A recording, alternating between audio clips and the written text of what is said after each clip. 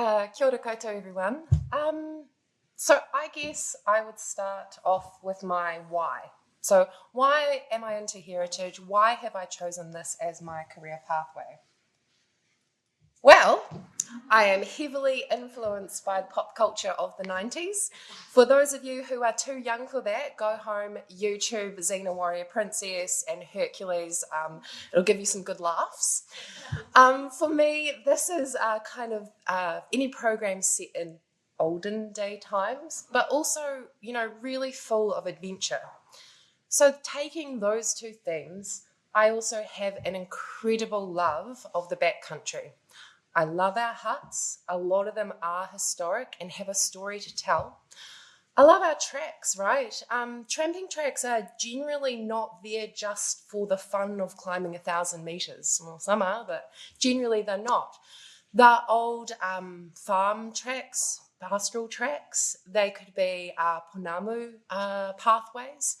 They could be mining tracks. There's a whole really rich history out there of our backcountry tracks and huts. Also, I think anyone who's into heritage has really good imagination and loves the stories that come with it. So up the top here, this is a tool that I found eroding out of a midden site down on Rakiora. It's a tool that I think is used to scrape back flax for processing, for weaving and things like that. And when I found this, my first thoughts were, who left it here? Were they the same size as me? Were they female? And I think about these things because my hand fit absolutely perfectly around that artifact. When you see this old wheelbarrow down the bottom there, that is literally, again on Rakiora, in the middle of nowhere. So what did the person do who was last using that? Did they just drop it and literally say, mic drop, I'm out? Like, what's the story behind that? So these things here, this is my reason why. I like photos. So my role is really, really varied. So I just want to talk through a couple of things that I do. I requested a laser pointer. Here we go. So it's a really practical role, right? Going through some of these images, this building up here is some stables from the 1880s in the St. James Conservation Area. I was lucky enough to be involved in a project of repiling and also preserving the timber and metal elements of this site earlier in the year. This here, we've heard about some archives. I do a little bit of that. There's an archive room in Aoraki, Mount Cook. And yep, I'm going to go down this yarn because it's cool. So this map here says it's from 1932. If you actually look at some of the valleys that are noted there, in the complete wrong place, right? But what's really interesting is I then cross-referenced this item with an original accession register.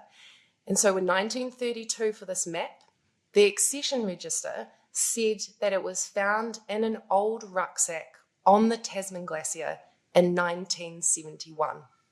So that's the story again. Whose map was this? What happened when they lost their backpack? Did they make it out of alive? Who knows? It's, really incredibly varied. I also do a lot of interpretation work as well.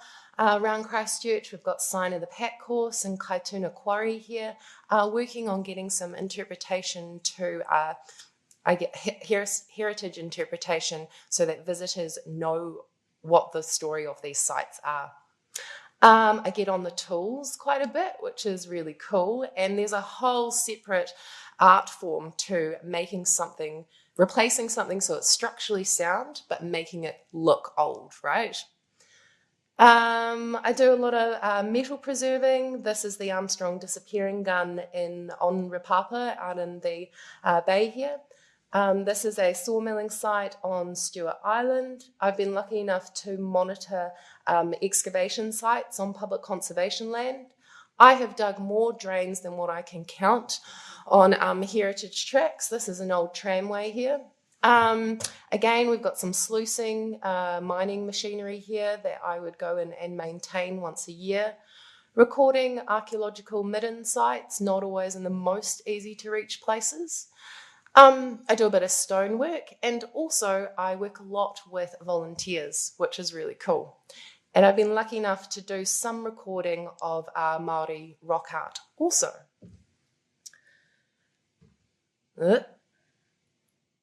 So how did I get here? Wow, this is like my Facebook page, isn't it? I did quite a bit of travelling, which was great, seeing what's out there. I got my undergrad at the University of Otago, specialising in archaeology. I also worked at the Air Force Museum. I've worked at Otago Museum. I've volunteered like many other people. And then not everything I've done, though, has been related to heritage. I worked at andGlacier guiding for a couple of years, and that really taught me project management, staff management, hazard awareness, like a whole bunch of stuff I've been able to bring to DOC. And so then I am fortunate enough to have been with the Department of Conservation for 8 years now, and it's been amazing. It's a large organisation. I'm so sorry about the timer. It's a large organisation, and I've had a variety of roles in the South Island. I have been the supervisor down in the Great Walks in Fiordland, Milford, Routeburn and Kepler. I was on Rec as a ranger, Rec and Historic for 5 years, over in Hokitika and now here in Christchurch. It's been incredible, and these are some of the images from my journey. I do want to highlight, though, I have cleaned more backcountry toilets than I can count. So be aware of that one. This here, it doesn't always go to plan. This is a 10-day track trim, 20 kilos on my back and walking through Stewart Island mud, and this is day 3. It's grim. Me, I'm here. That's my boat. Things did not go to plan on that day. So it's a lot of hard work. I also want you to think holistically about your life. I'm a mother of a young child. I spend a lot of time away from home, and that can be difficult. So you've got to think holistically about what you want your life to look like. I knew I would go over time, and there's probably a lot more I can say, so please ask me questions at the end of it. But I do have 2 more slides. And literally the only thing I have to say, though, is that you get to do really cool things. I've been to heaps of cool places like this, lots of huts, lots of, really cool things. And I've got to work in some pretty freaking amazing places as well. And my last pitch is if you work for DOC, they give you 6 pairs of free socks per year, and they're really high quality, so I recommend it. Thank you.